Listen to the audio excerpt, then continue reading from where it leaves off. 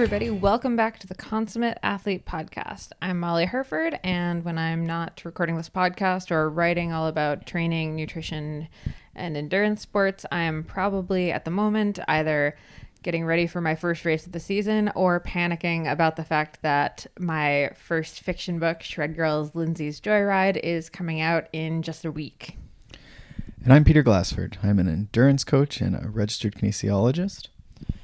And this is the Consummate Athlete Podcast, where we talk to people who move in a variety of ways or do different sports or just excel in a single movement or sport and sort of can teach us all a little bit about that. So that's where you are. Thank you for arriving in this place again or for the first time.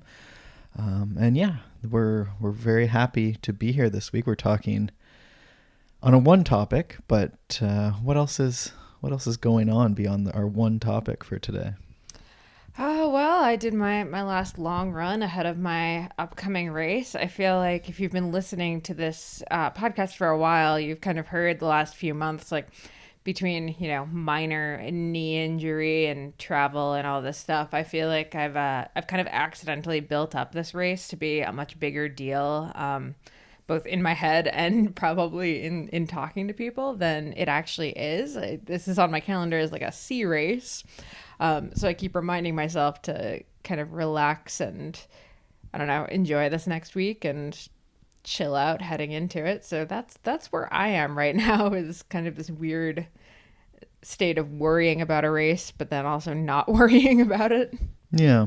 Yeah, it's a tough, there's always that anticipation, right? And we talked about this a couple weeks ago, the first race of the season, the pre-race jitters, you're knocking the cobwebs off, so to speak, on your start line technique, and you're not really sure what's going to happen because it's been, almost a year since the last time you were. Well, I'm not sure the start line technique in a 50K is quite as important. Okay, so that was exactly what I thought last August at the Killington mountain run that I did.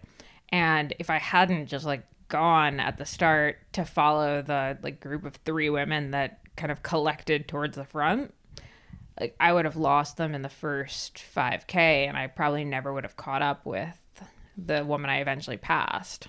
Yeah, I guess fair enough. But I mean, it's not 100 meters if you're, or your start position is so important that you'll never get around to get in with them in the first kilometer even, right? You have time and room when you're on foot, and it's not like Boston Marathon, you're coming from 10,000th row. No.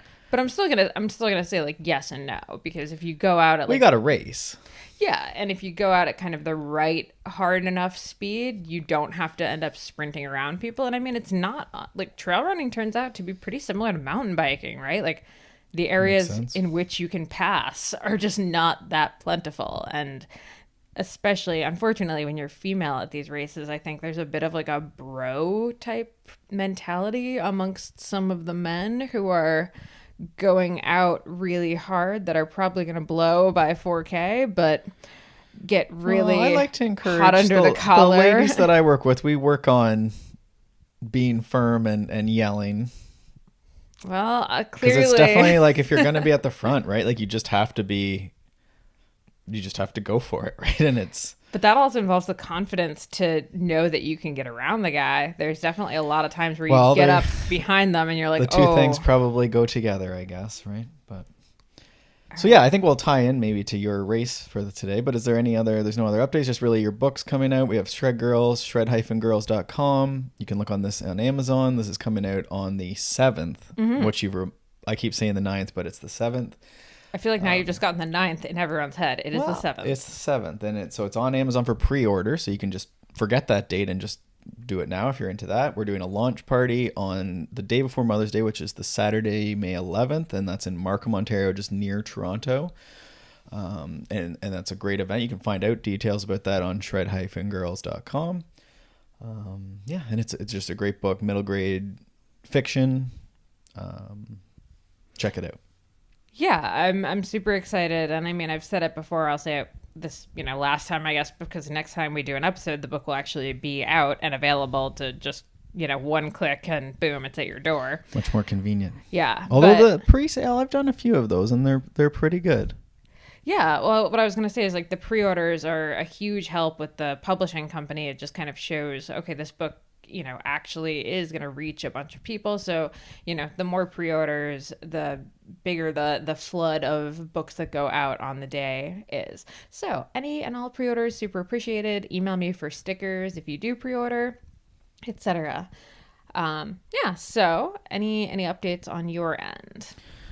Not really. Yeah, we're doing plans. Plans have been really good this year. Actually, it's been really good interactions with people. A lot of people are getting. When you say plans, so I have like coaching, which is like I'm interacting back and forth, and that's quite busy as well. But I always sort of just push plans more so, just because I can and sort of interact with people in like one day type thing where it's okay. We maybe talk on the phone, and then I build out a plan for 3 months. Usually I do them in 3-month blocks. There's some variety there, but that's how that works. And so it gives people sort of a routine that's reminding, all the things we talk about here, the recovery days, some longer days, some harder days, weeks that are easier and so forth. So it's trying to avoid that, but then it also gives new workouts, right? A lot of times it's like, oh, I've never done this type of workout before, which sort of adds some variety, right? And some new interest, new purpose. So yeah, so I've been doing a bunch of those, and it's sort of now that we're into spring, right? You're sort of seeing people are like, oh, now I'm outside. What do I do? Type thing, right? Maybe it's not as easy to follow, some Zwift program or something. So seeing a bit of that. And then skill stuff, we just did a clinic on the weekend too with a club as well. So that's starting to kick off, and a couple dates left. I'm not even teasing them with this, but there's a couple weekends, maybe one weekend free with the summer, and maybe one or two in the fall. So if anyone has clubs or groups, would love to do a little clinic with your group. So let's get into this. Yeah, well, I was going to say on the topic of kind of that, what do I do today for the daily workout now that we're outside and not on Zwift? Today's guest, Dr. Simon Marshall, he's the author of The Brave Athlete. He's a coach. He's a sports psychologist. He's one of like the smartest people I know. We've had him on, I think, twice already.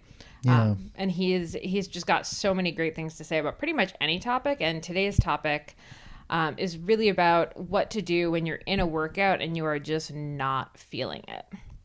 So his section of that is kind of all about ways to sort of motivate yourself and get moving and get excited about your whatever's happening. So we talk about, things like why a certain playlist or having a certain music on is going to help, or why thinking about your teammates or your family or any kind of external motivator is going to help.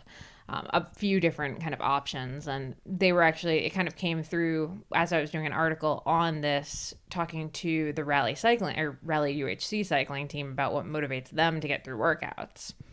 But then I wanted to kind of get an expert take on why their motivators work. So we sort of go through the few motivators that the team uses and kind of explain why they work and how to kind of tweak them to make them even more effective. So it's a really interesting kind of way of looking at it from a psychological standpoint. But before we got into that, we kind of wanted to also talk about the physical side of it, which is, sometimes when you're not feeling motivated, that can actually be an indicator that you need a break from training.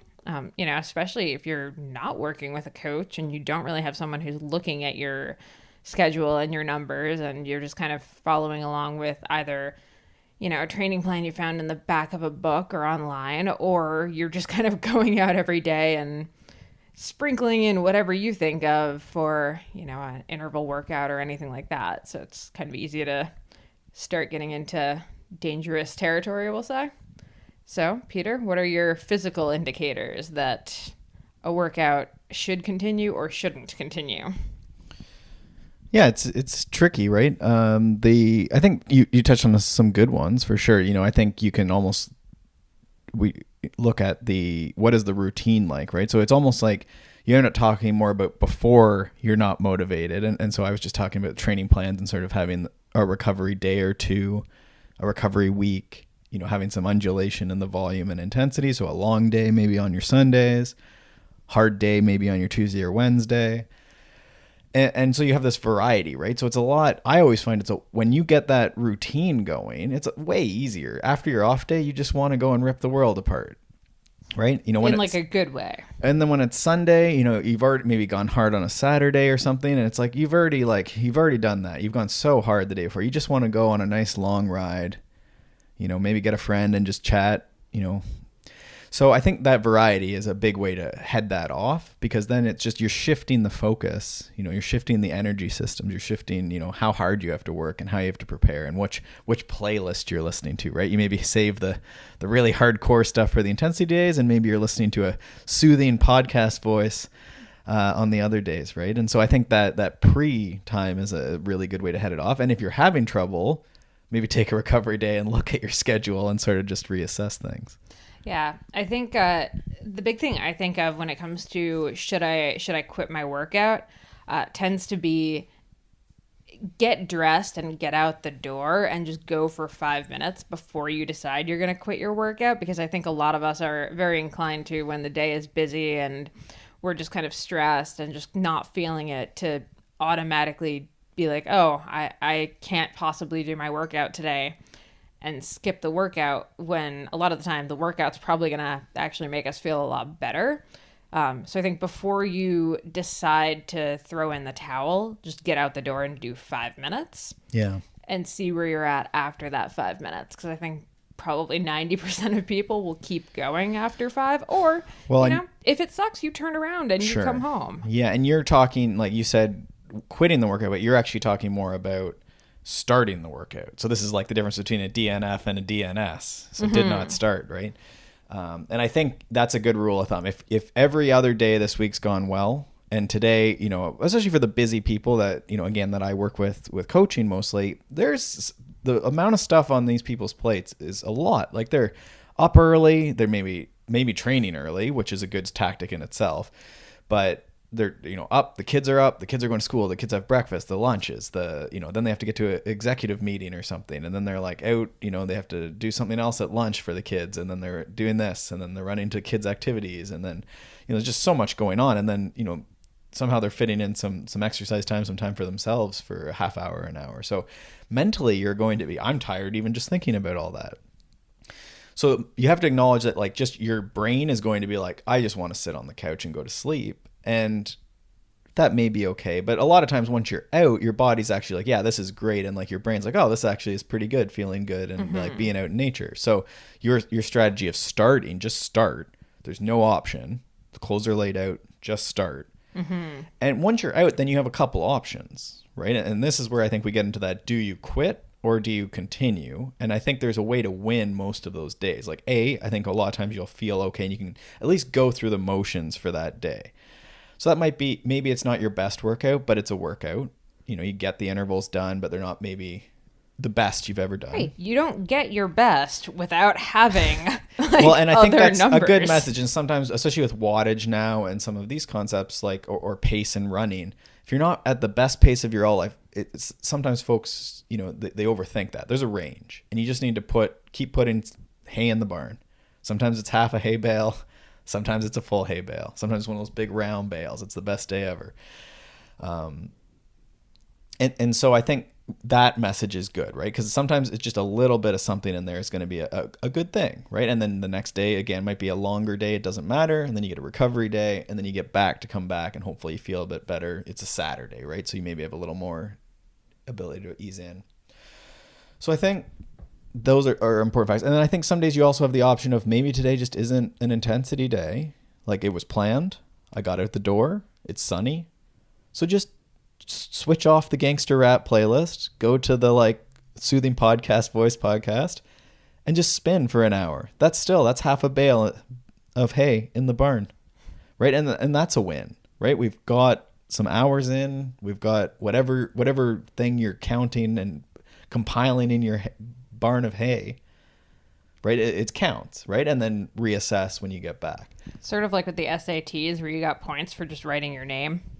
Well, it is. It's very much like that, right? It's, in the math test where you show your work and you've done this and you've done this, and you get 4 out of 5 and the answer's not even right, right? So I think in the day, the micro sort of like way we might look at this, I think that's a good way to do it. Now, on day 2, if you're still feeling crummy and the numbers aren't good and things like this, or the numbers are lower or maybe worse, that knee pain's gotten worse would be another sort of obvious example, or you just like can't get out of bed, then that's, I think, where you want to assess. Maybe it's time for a rest week, right? A rest day. But I think as a rule of thumb, you don't want to add a rest day for the sake of one day. You want to get out the door. And I think that's the ultimate message. Yeah. I think the other way I kind of tend to trick myself, and I've written about this a few times, is I have two options. I can finish my workout, or I can come home and do something that's equally annoying to me, which usually for me is like, I'm gonna come home and I'm gonna meditate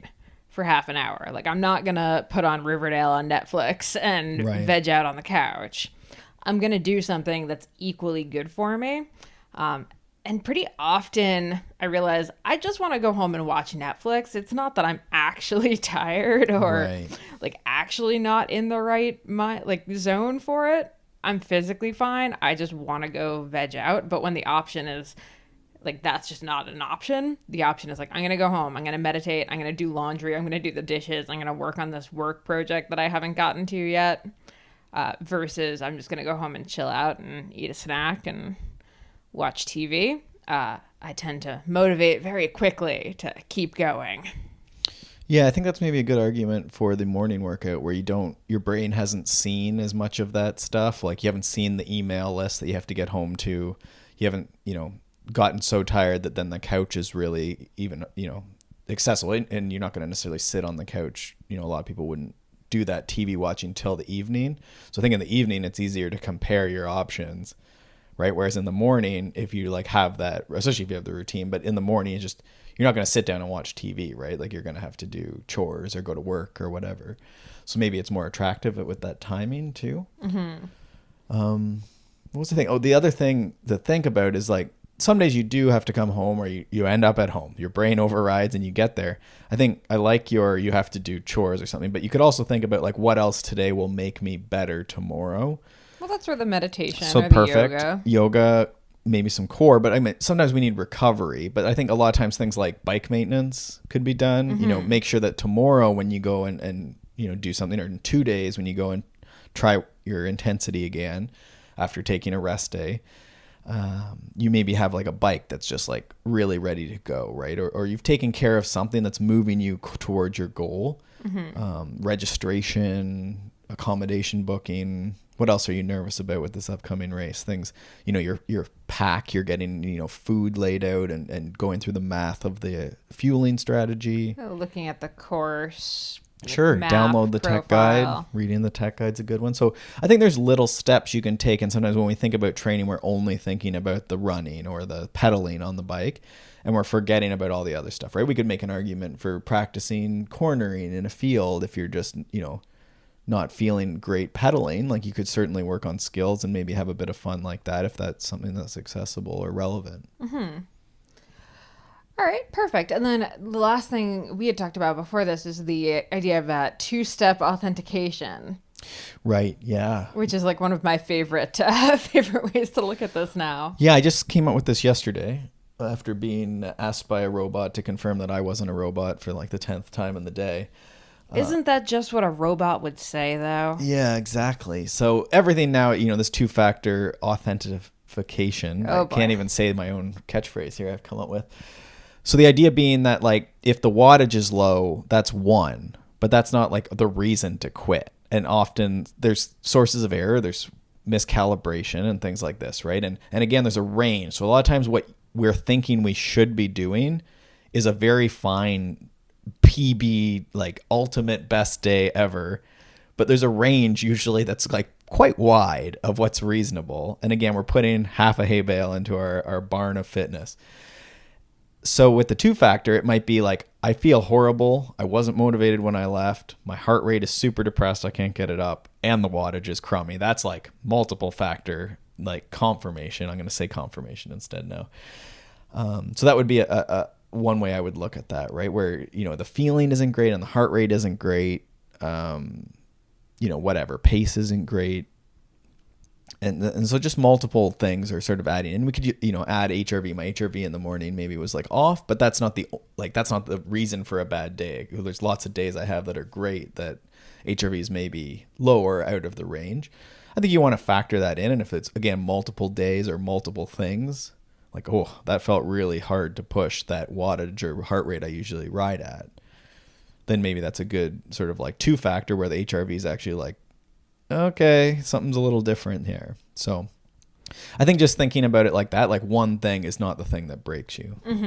I think that's kind of the most important part about that. It's not really any two things. Right. It's more just not freaking out about and wrapping one it thing. around to like, oh, I'm a little draggy. Yesterday we had sort of a busy day and we had sort of got our schedule disrupted because we were at a clinic on Saturday and then had just some social stuff in the morning on a Sunday. And like, I'm very much like I ride at 9 or 10 a.m.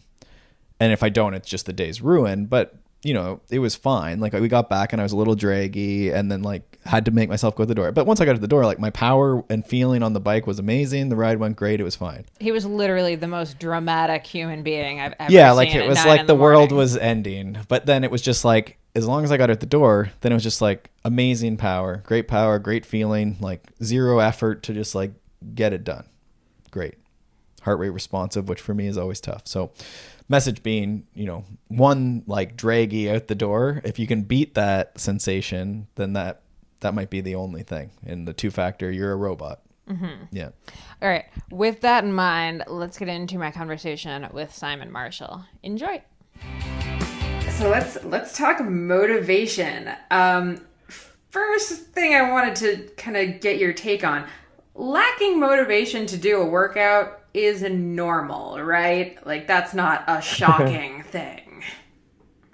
Yeah, in fact, it's so normal. In fact, we all of our motivation sort of ebbs and flows in part because of biology, but also in part because of our environment, right? So we all know this as things suddenly get better when we're in a newer environment. So we have a tendency to what we call habituate to our environment. We are creatures of habit. We sit in the same place every day. You know, we do things in the same order. And when you get out of your routine, so that your kind of routine gets disrupted, something happens in us. And we know a little bit about what's happening in brain world, but suffice to say that it can really fuel you to do things that you perhaps found hard at home. So, and this goes not just for training, it goes for a whole host of things. People are struggling to not eat as much or to give up or to drink less. They're able to do those things a lot more when they're not in their own environment. Motivation and the environment are tightly connected. And it's totally reasonable to occasionally not be motivated. We don't need to freak out and like switch our sport or anything. We just need to maybe shift our thinking. That's so true. In fact, you know, sometimes we have athletes come to us and say, how do I help, you know, find some motivation, as though it's hidden under a stone somewhere. Yeah. They just, it's lost down the side of their sofa, right? And if only I could find it again.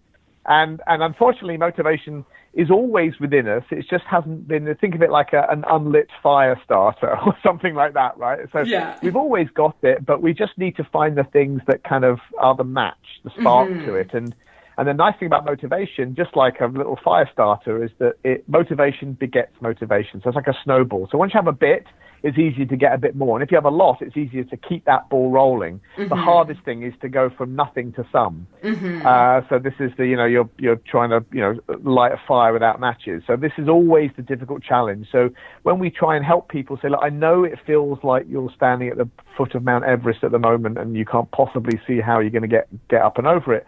But trust me, after a week or 2 weeks of some basics of getting into a little habit and suiting up and trying things, there's a whole host of strategies we can use to help that. It becomes easier. So your head space now won't be the same head in a week's time or 2 weeks' time. So when you are at that more difficult port where there's a little bit longer riding or more intensity coming up. So we have to trust the motivation snowball that once it keeps rolling, it'll be a lot easier to keep rolling.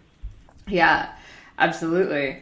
And that's kind of what a lot of the writers that I'm kind of working on this article around motivation have said. So what I thought would be kind of a fun thing to do, or I think it's a fun thing, I want to read you a couple of their tips for motivation, and I want to hear if you have a thought on like why it works. So sort of like what's the psych behind what they're saying. So the first one says that when he doesn't want to work out, he thinks about his teammates, and he thinks he wants to be better for the whole team as well as just for himself. So to me, his why is his teammates. So why does that work? Why?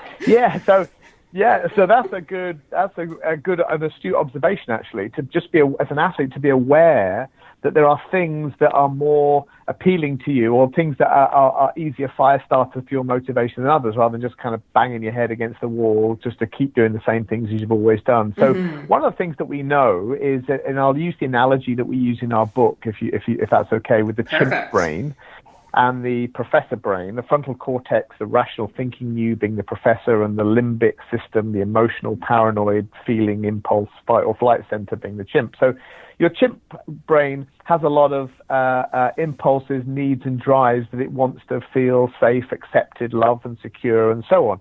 So when we're no longer living in worlds where our lives are in danger, for the most of us anyway, that's true. But there are things, these higher order needs, like feeling accepted and feeling appreciated and feeling encouraged.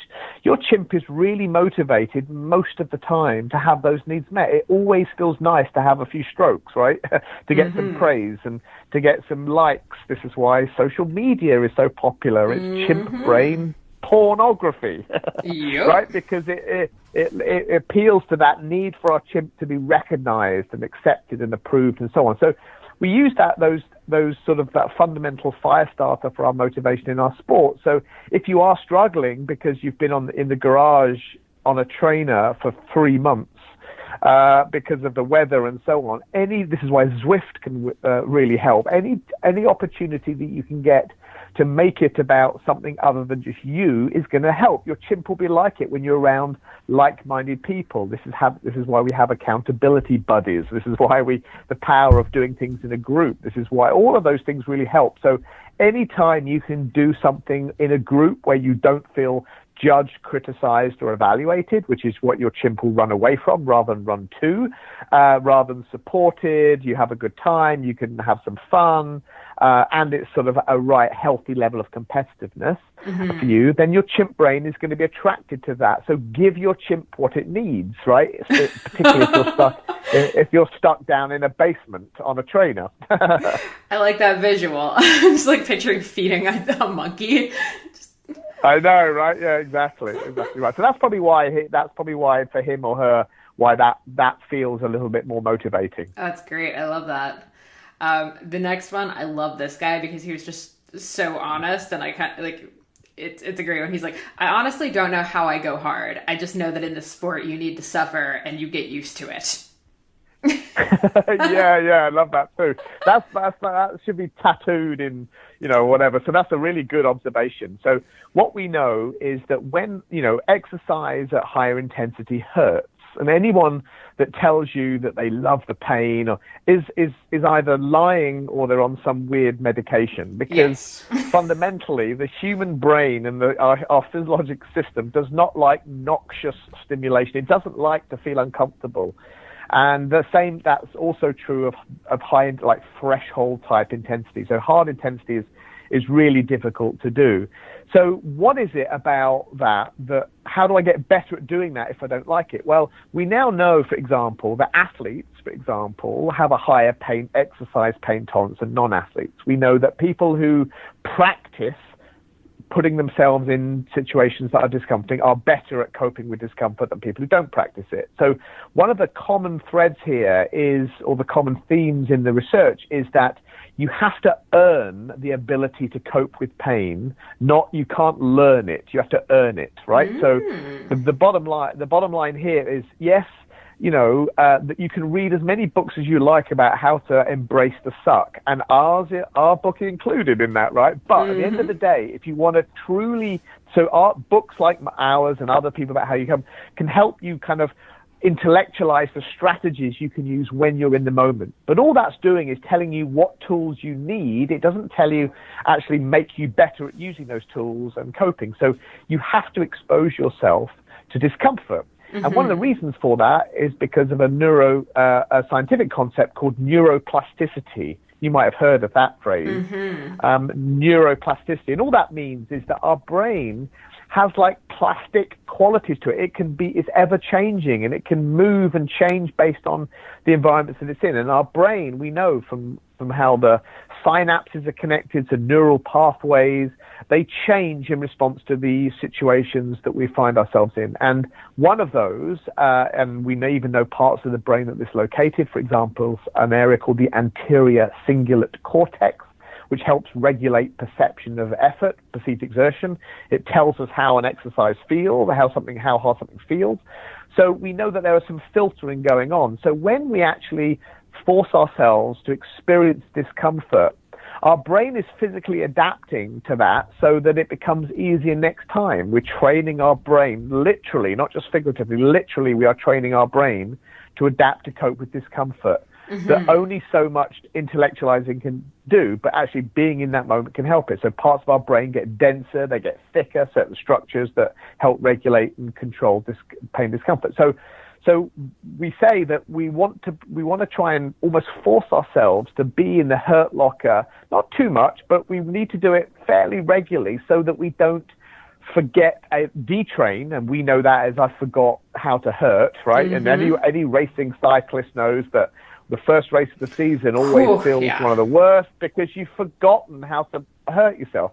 So we can detrain as well. So neuroplasticity works both ways. The brain strengthens, but it also weakens if we don't force it to practice. So putting yourself in those situations, mental toughness sessions, higher intensity sessions, is probably the quickest way to get better at doing it. So do it more often.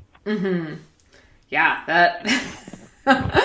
I don't like that, but it's I know. accurate. I wish there was just sing this song to yourself backwards and finger tap, and you'll suddenly be superhuman. Yeah. Well, and on that note, though, the next one, like 3 of the women on the team said playlist, putting on the go-to playlist. Why does that get us like? And I know for me, I'm doing my runs, the warm-up podcast is on, but like when it's the intervals, I got to put the music on. Yep. So music is a huge ergogenic aid, and the research is so consistent with this. When we do tests to exhaustion on treadmills and on bike ergometers, we know that when people listen to music that they like, not just forced to listen to music you hate. When you listen to music you like, there's certain characteristics of music that improve exercise performance.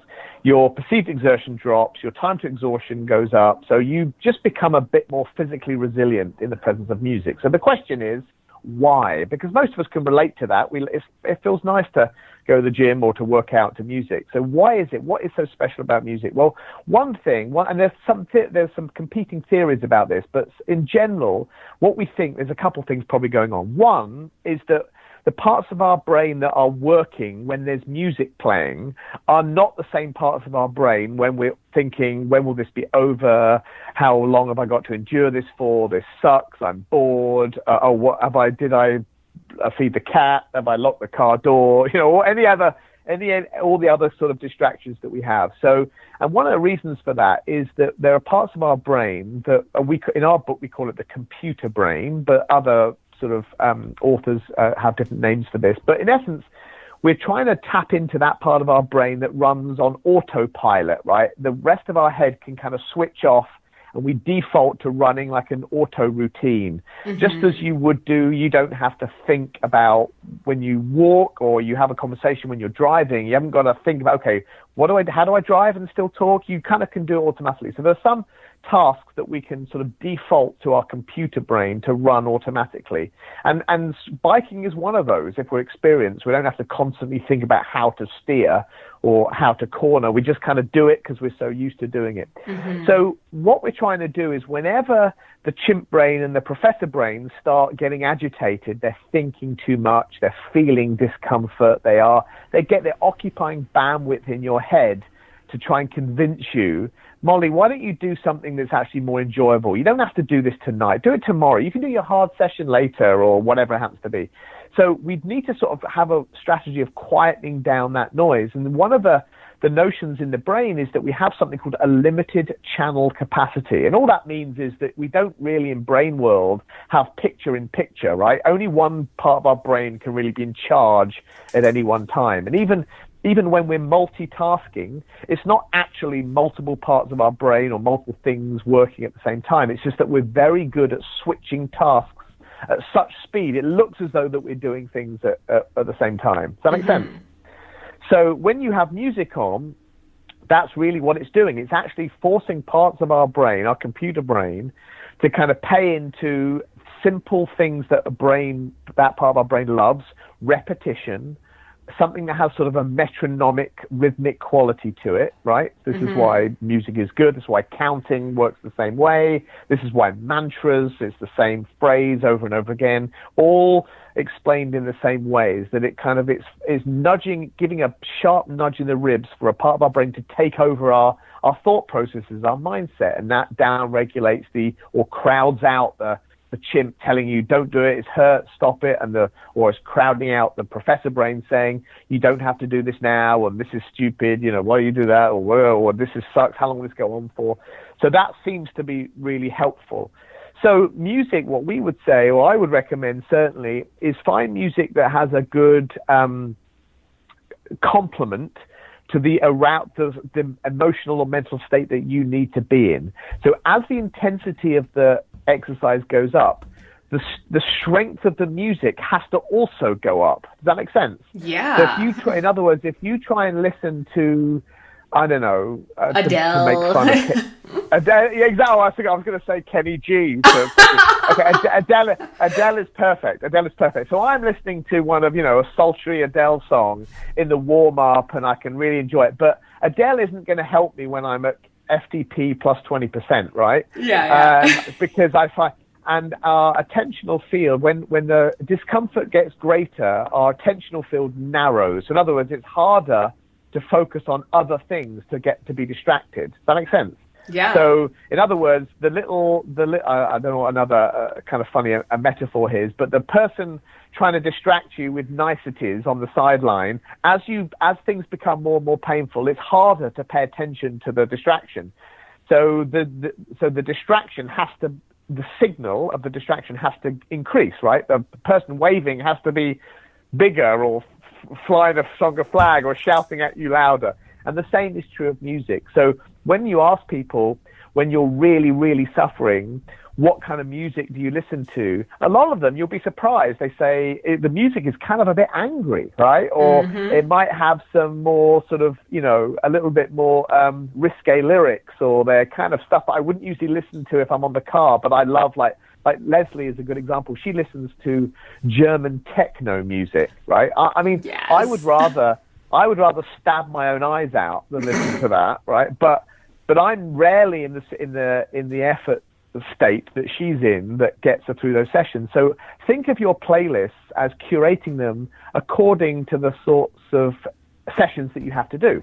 So make the signal, music signal, the tempo of it, the lyrics, the sort of general level of get up ready for itness louder as the intensity goes up. Perfect. I love it. And then, so this one is actually from my thoughts, and I know you talked about it in the book. It's almost kind of negative motivation. For me, it's like, okay, well, you don't want to do this run? Great. You're not going to go watch Netflix. You're going to go clean the bathrooms, or you're going to write this article, that you're going to transcribe this interview is probably like the scariest one for me. And like suddenly I'm really motivated to get out the door. Right. Yeah, you've stumbled upon a concept in psychology called contingency management. Again, I apologize on behalf of all psychologists for that rather terrible phrase, contingency management. So all that means is the contingencies, the consequences, or they can be rewards, or they can be punishment, or the consequence of doing something. We're managing them to help us cope with the things that we like doing or don't like doing, right? So So, and we know, for example, that our brain will sort of cut deals with itself. The chimp brain will cut deals with the professor. And that's really what's happening with that. The chimp brain wants to do things that are pleasurable, that are enjoyable, that make it feel accepted, loved, secure, blah, blah, blah, blah, blah. The professor brain wants you to do the right thing, right? That's right for the time, that makes sense, that follows the investment that you've put into it, all facts and logic. So when we start cutting deals with ourselves about, oh, if you do that, I'll give you this, it really reflects the argument that's going on between your chimp and your professor, a bit like a parent and a child in a way, right? So your chimp is saying, I don't want to do this. But then your professor brain is saying, but if you just do this one thing, I'll give you this. And the chimp, because it's a bit dumb, is like, oh, okay, oh, all right, then are you sure? How do I know that you will do that? So there's sort of, we set up these little games that we play in our own head that we can sort of tease our chimp. We're managing our chimp to do things or go along with things that it perhaps doesn't want to in exchange for some reward down the line. And your chimp will always love rewards. So that's a really good strategy that many people use. The difficulty, of course, is when it comes to enforcement, right? Because you've got to remember that your chimp is the stronger of the two in your head. It's 5 times quicker than 5 times stronger. So when it comes to the reward, the professor brain is saying, okay, you've earned that cappuccino after that hard ride or whatever it happens to be, and your chimp brain, slurps that up gratefully or whatever. But then the chimp brain will want more of that thing, or let's have another one. And then the professor brain saying, no, this was just one, it's just this one time. And then when you feed your chimp brain with what it wants, the arousal level of it kind of increases, right? And we know this. There are studies to show that when your chimp is aroused by food, and when I say aroused, I'm using this in the psychological sense. Meaning that it's more... not the rated explicit podcast sense. Not when you're exactly, as a chimp has a lady boner. But when your chimp is sort of in a heightened state, that's better, a heightened state of sensitivity to that thing, it becomes even more bullish and it wants something even more. So if we give in to that, your chimp then, and you have a second glass or another treat or another thing of that thing that was only promised one. Rather than you thinking, oh, I'm really helping my chimp out, what you're actually doing is you're sort of separating, or you're breaking that management of that contingency, right? Think of it like an if-then statement. If you do this, I'll give you this. And your chimp, just like training a dog or a little kid, in many ways, that's probably a poor analogy for parents out there, but we're messing with the strength of that association. We're changing the rules, right? And so your chimp really doesn't do well with that, because now it knows that it can get more. So that thing is no longer, the power of one unit of that thing is no longer as motivating, because I used to get 2 of them, and so on. So we need to be quite strict with how we do those. And sometimes we have to be so strict that we have to outsource them. So in other words, we have to make a third party responsible for the reward so that we don't get caught up in this trap. So there are some ways that you can do that. And there are a ton of apps now that, these social accountability apps that you put in, $100 and then you get the $100 back if you complete all the challenges or something like that. So these methods that we use to outsource the rewarding are simply there to try and up the ante, up the stakes, so it doesn't just become a little internal battle between your own chimp and your professor. Awesome. The other one of the women on the team came up with is reminding herself that not every workout is going to be a personal best. So if you're feeling super unmotivated, you're feeling just kind of meh that day, it doesn't really matter. It's not like that workout has to be your absolute best thing. Yeah, that's so great to see and to take that pressure off. And it takes the pressure off you, right? You give yourself permission to not have to be fast or be efficient every single time. Some sessions really suck. It doesn't mean that you don't try, effort and attitude every session, but some sessions aren't going to go as well as others. And sometimes there's no rhyme or reason to that, right? That's the frustrating thing often about being an athlete. So what we say is, think of your athleticism or your athletic training, life, career, whatever history, as like a sculpture. So you're trying to say you're trying to carve something out of wood. You've got a big block of wood in front of you. And every training session or race is just one little chip with a little chisel off that block to make it into something that you hopefully want it to look like at the end.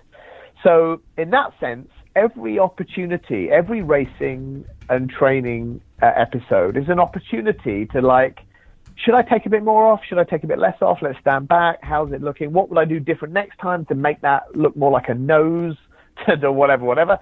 So we try and, the reason we do this is to say, takes the pressure off individual sessions. An individual session doesn't mean anything in the big scheme of things. There are some sessions that are more important than others, clearly, like races or breakthrough or key workouts. But for the most part, they're all just another opportunity to get some feedback about what you need to do differently next time. Mm-hmm. More base fitness, more speed, more, I'm not going to do this after work, I'm going to do it before work, because it's like trying to get on the trainer at 6:30 p.m. is looking horrible, whatever it is.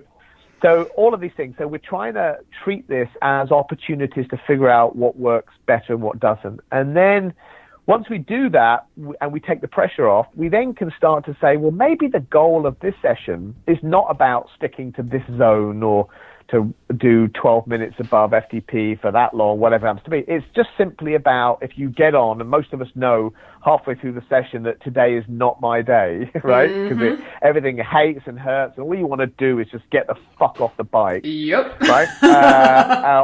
Or you've been on the trainer and you can't, the thought of being another hour on the trainer and your biscuits are already so fucking red raw that you can't handle it anymore, right? So you're thinking, this is just miserable. So it becomes then, we shift the goals to becoming a mental toughness session. The goal is persistence. So everything you turn the watch around, you put, electrical tape over it, a post-it over the garment so you can't see how much you're actually sucking.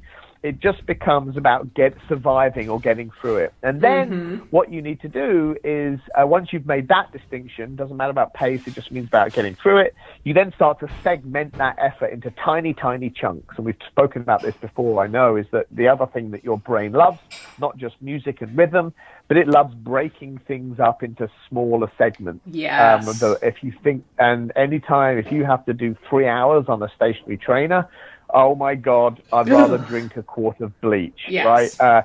But what I can do is I can do 20 minutes, and then after 20 minutes, I'll see how I feel. And if I want to do another 20 minutes, I will. And lo and behold, because of how our dopaminergic reward system works, we get through one little milestone, and our biological motivation to continue is increased because we now have more dopamine.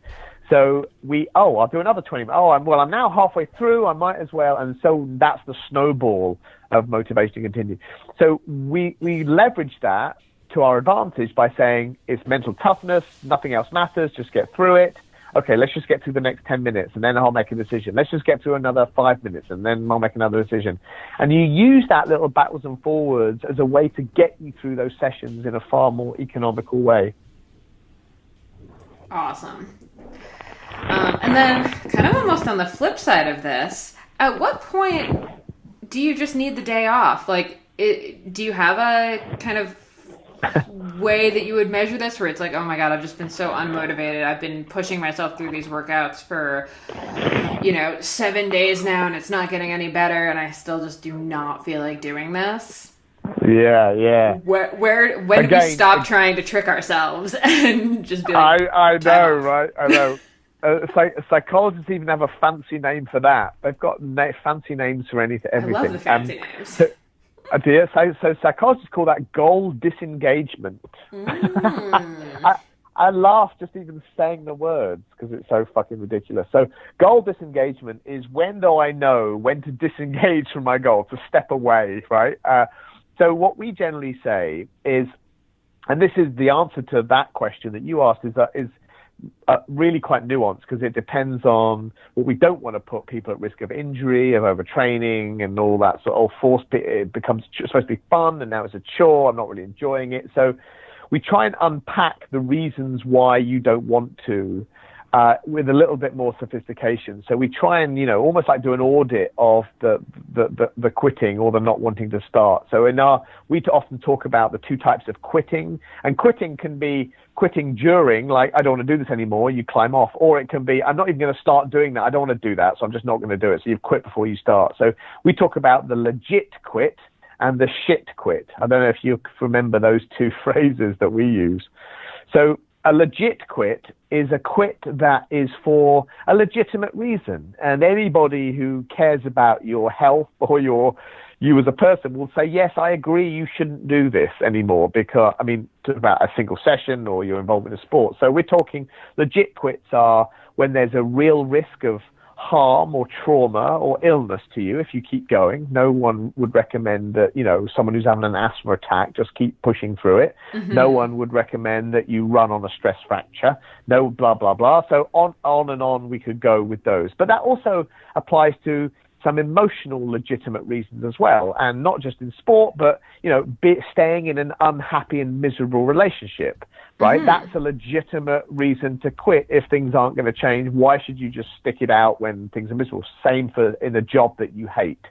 So in sport, if you've fallen out of love with the sport and it doesn't do the same thing for you anymore, you don't really enjoy it as much, or you've forgotten why you're doing it, that might also be a good reason to have a bit of a legit quit. And in actual fact, even with those, what we do in sport, we say, if you're not sure about your relationship or whether I want to do this as much, I'm not talking about just it's Thursday afternoon, Thursday evening, do I do this tonight or can I put it off till tomorrow? I'm talking about a bit more of a fundamental, oh God, another season or another month of this, I don't know if I want to do this anymore. Mm-hmm. A good idea is you can sort of pressure test that motivation by forcing yourself to have a time out from it, like a 4-week block off or a 2-week block off or a period where you don't do it.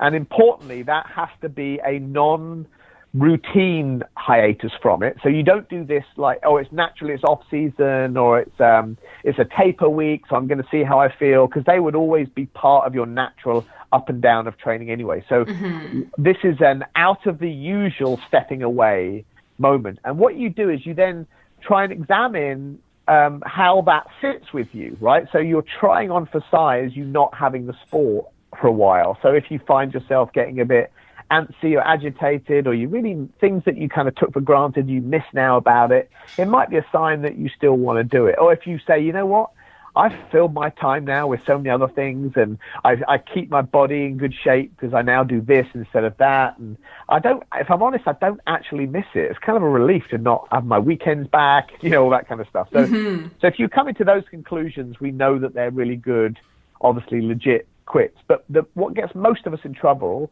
and this is probably the 90% of the quits, are these shit quits. And the shit quits are simply when...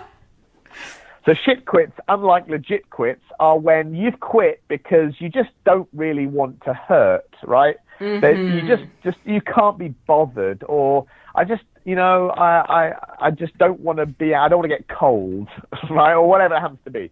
So in other words, there's no long-term risk to your health, your emotional well-being, your relationship, your, blah, blah, blah. It's just a kind of an in-the-moment desire to avoid something that's fairly discomforting. So there's a whole host of things that you can do for that as well. One really great strategy is a bit like the get out of jail free card, is that you think of it like you give yourself each week, and some athletes that I work with, I put, depending on where they train, they put 3 plastic rubber ducks on the top of their refrigerator. I know this sounds bizarre, just bear with me. So, all right. Right, 3 miniature plastic ducks. I don't know why plastic duck. I think one of the first athletes I did with this chose a plastic duck. But anyway, so I keep using that. So you have 3 of them, and you're allowed, these are your get out of jail free cards. You can use these like trump cards anytime during the week to get out of any session. I'm just taking the context of training now and racing. Any session without any having to feel guilty, without having to defend it, it's like a little ready-made sick note, right? Now sometimes, depending on how bad the shit quit problem is with you, I might give you 3 a week, I might give you 3 a month, I might give you 1. But the bottom line is, when you've used up that 1 or 2 or 3, there are no more. You have to now complete everything that's on your schedule to the best of your ability, notwithstanding that conversation about shit quit, so a legit quit. So what this really does psychologically, it gives you a bit of a mental comfort blanket to say, okay, I've got an opportunity if I want to sort of just not do that today, it's fine. I'm not just a total, letting myself, I've got a training peaks account, it's red, and I have to stare at a red session not completed, and that drives me crazy, or so on. But what it does is it gives you permission. That's a huge thing. Your chimp is a little bit happier, and your professor brain is certainly happier. But then it also forces you to be a bit more selective about, is this really one of those sessions I want to use this on? Now, surely, I know it's a 90-minute session on the trainer, but I have got some Netflix, and I have got a 3-hour ride on Friday outside, and I might need it then. So I don't want to use this one fucking rubber duck I've got left on this when I might need it. And so you're cutting deals again, chimp cutting deals to your professor cutting deals to your chimp. So you can use this as a good way to sort of cut deals with yourself, to give yourself permission to do stuff that you don't want to. But in terms of most of the other times, we have what we call a quit audit in our book. In fact, it's a little exercise that we have people do, and we ask them to write down all of the instances where they really kind of threw in the mental towel, right? So it might be that, if I'm honest, I got home from work, it was a bit later than usual, it was pretty stressful, and all I wanted was a glass of wine. I didn't want to get on the trainer, and I just blew the trainer off. Fuck it. I just can't be bothered with it. I want to chat to hubby, I wanted to see so on, I just didn't want to do it. Okay, fine. So what we do is we take all of those instances where you think that it's a genuine shit quit. We all shit quit all the time. There's not something that's wrong with you if you do this more. Yeah. It's just that this is part of the brain tendency. So, and then we start to sort of untangle them. Like, what are the reasons, for example, we say, what are the reasons that you gave to the world about why you didn't do it? And then what are the darker reasons that are private that you never mentioned? So it might be that you said, giving the example, you come home from work, I wanted to have a glass of wine, talk to hubby, and blah, blah. What I actually said when hubby said to me, hey, I thought you were supposed to be, are you going on a trainer? No, I mean, I just actually my knee's been a bit painful. I've got to send some emails before, but, whatever. And full well that, yes, of course, there'll always be those things that could be true, but they're not the real reason. I just can't be fucking bothered, if I'm honest, right? So, and then you start to write about those deeper, darker things as well, and try and be as articulate as you can about them. Describe what's, the nature of the can't be botheredness, and then you rate all of those decisions on a scale of 1 to 10, the 10 being definitely shit quit, 1 being definitely not shit quit, and you look for patterns in your tendency to sort of climb off, if there's to use that analogy. So, and then what that helps you do is to see what situations you're a bit more vulnerable to shit quitting in, right? And it might be long day, stressful long day at work, and I have to do training in the afternoon or evening. That might be the through line of the instances where you don't want to. And there's a whole host of science about what's happening in brain world to make you not want to do that. That can be a whole other conversation. But suffice to say, that if we can know what our tendencies are, because we're forced to be aware of them using this exercise, we can plan for them in a lot more effective ways. Does that make sense? Yeah,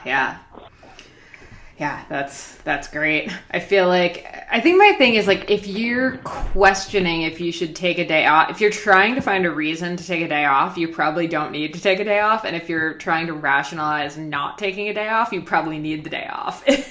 Right, exactly. Well, so there's another concept that you may have heard of called cognitive dissonance.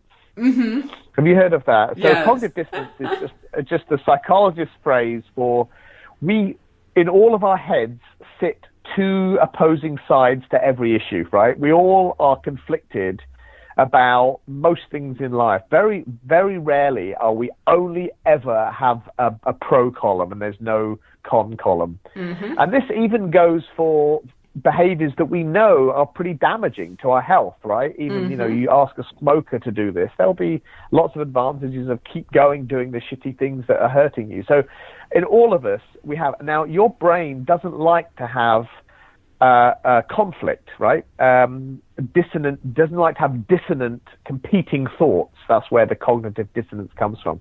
So it'll always try and resolve the dissonance to make it more harmonious in brain world, right? So there's not in a conflict. And the way that your brain does this is quite remarkable. One of the strategies, it will go, it will over-rationalize or intellectualize so that the pro column outweighs the con column, right? So it will make that list really long, but not really make the con list very long, right? So, and so on. Or it will use some denial or avoidance or any other strategy, or maybe some self-sabotage. Starting to understand all of my high school relationships all of a sudden. I know, right? Well, this works for so many things in life. And again, all completely normal and very, very common strategies. And this boils, and cognitive dissonance isn't just about our sport or about high school relationships. It's also about things that we hold dear, like opinions. Like if you look at the landscape of political discourse, and the problems that we have at the moment, particularly in the US, is grounded in cognitive dissonance. So you'd think that when someone is presented with an opposing a fact that opposes their belief system, right? Climate change is not real. Yes, it is. Look, 99.9% of scientists agree. You'd think that, someone would change their mind when faced with opposing information but they don't. They actually do the opposite. They become more entrenched in their thinking, right? It's totally counterintuitive. But the reason is because of cognitive dissonance. I have so much invested in thinking and believing this way that if you're now going to suddenly come around and tell me that there is no Santa Claus, right, or whatever that thing is for you, rather than say, I better get used to life with no Santa Claus now, what we actually do is we double down on our belief system to force ourselves to make it our belief system true, right? So we go on the attack. We attack the source. We call it fake news. We might just do whataboutism, well, you've done this too. See, it's not just me. So our heads are constantly trying to reconcile to keep the internal conflict down to a minimum. So we do this with our sport as well when it comes to things that we don't really want to have to deal with in training, because we don't like to feel as though, oh my God, I have this big session, but I'm paying for a coach. And what the fuck are you paying for a coach then if you're not even going to do the work? I mean, come on, you're spending all this money, and you've got inner conflict immediately. So we start to we gravitate to weird and wonderful, mental acrobatics to justify in our head why the course of action that we actually want to do, our chimp wants us to do, is the right one. Does that make sense? Yeah. Also, I'm now thinking about the Santa Claus one and me just trying to convince myself that my parents just help Santa. It's not the presents in the closet are just helping him out. He doesn't have that much stuff. Right, exactly. I think I did that for 2 or 3 years before my brain finally admitted that there was no Santa. We're going to have to include a thing in the intro that's just if you're in the car with your kids listening to this, hands over their ears. I know. Oh, that's a good point. Forget the cursing. Santa. It's really the Santa issue. That's right. It's right. I know. But I think, for thoughts and beliefs that we cling to with such a fervor, we have to sort of analyze them. And in fact, when you look at all of the treatments for cognitive dissonance, I say treatments in an air quote way, say, how do we de-bias our thinking? The hallmark of all of the strategies is something called metacognitive skill. I don't know if you've ever heard of that, metacognition. And all that means is meta is some bigger picture. So meta thinking or metacognitive is thinking about how we think, right? So when you're training someone to have good metacognitive skills, you're you're sort of coaching them, teaching them to understand how they think. Just, for example, learning about Chimp and Professor is a metacognitive exercise in itself, right? Because I'm forcing myself to reflect on how my thinking works. I'm thinking about my thinking. Does that make sense? Mm-hmm. So these debiasing techniques that we use to manage cognitive dissonance and a whole host of other cognitive biases that we fall foul of, they start with saying, let's look at the train of thinking that led us to be in this situation. Where does it break down in logic, where we start to say, no, I'm still going to cling to this belief, even though I know that it's not true. And you can use this analogy about movies have been made about this, take religion. If you somehow had the answer to is there a God or not, right? You have somehow magically found this answer. What would you do with that information? So if I start to then say, there was a book, a film with Ricky Gervais about when he realized that, in the afterlife, I don't know if you ever saw it, it's really funny. But what it boils down to is to say, sometimes living in some level of ignorance or obscurity from the actual fact is not bad, right? Yeah. Because it helps us go on in life. It gives us, religion gives people, I hate to pick on religion here, but religious thinking gives people a lot of purpose and meaning and direction and moral and ethical thinking in life. Why do you want to pull that out from under somebody? It's just that is unethical, right? So we have to use our ability to use cognitive dissonant reduced strategies in a fairly responsible way as well, right? This is why, I'm telling you, 4-year-old child, that there's no Santa Claus, because if you're going to hear it eventually and you need to know the truth, and who benefits from that? Nobody, right? So the responsibility of that comes fairly. So we can take this down onto a fairly simple level, like when it comes to climbing on a trainer at 7 p.m. on a Thursday night, right?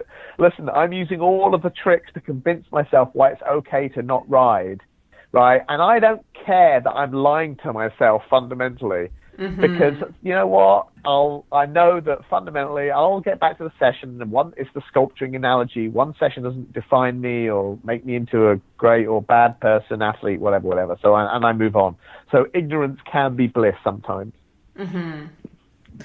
Amazing. Oh man, I know we could probably just keep talking for 8 hours, but we've already gone for an hour about motivation. So I think that's an awesome place to start. So tell everyone where they can find you and remind everyone where they can take your class now. Yeah, so you can find me and Leslie, my wife, Leslie Patterson, at www.braveheartcoach.com. braveheartcoach.com, and we even have a little smog test, we call it. So you can email us a few little questions, and you can email us with those questions, and we call you up, and we have a 15-minute no string. We're not trying to sell you coaching or training with us, just a talk through some of the stuff you're dealing with and how to help. So we invite people who are interested in either the physical training components or the mental training components to do that. Or you can read our book called The Brave Athlete. And that's available from, places they sell books. So now, Amazon for most people now, right? And there's an audio book as well that we narrate, Leslie and I narrate, that you can listen to that talks about all these concepts in much more detail. Amazing. I love it. Simon, thank you so much for this. It's been a pleasure chatting with you, and it's really fun, I think, getting to do that, where I got to go through what athletes have said and kind of hear your take on it and break it down. So awesome. Thank you. My pleasure, Molly. Always lovely to talk to you. You too. All right. Take care. Thanks so much for tuning into the Consummate Athlete podcast. You can check out my stuff over at theoutdooredit.com or by following me on Instagram and Twitter at Molly J. Herford. And you can check out Peter's coaching, training plans, blogs, all that fun stuff over at smartathlete.ca or by following him on Twitter and Instagram at Peter Glassford. And if you want to support this show and other awesome podcasts, please check out wideanglepodium.com for show info, other podcasts, bonus content, and to become a donating member so you can get all of that rad behind the scenes content. and help keep shows like this on the air. And lastly, if you're enjoying this podcast and all the information that we're bringing to you every single week, do us a solid and pop into iTunes to leave us a rating and review. It takes you about 2 seconds. You can do it on your computer, you can do it on your phone, and it really helps us out. Thanks so much, and we will see you next week.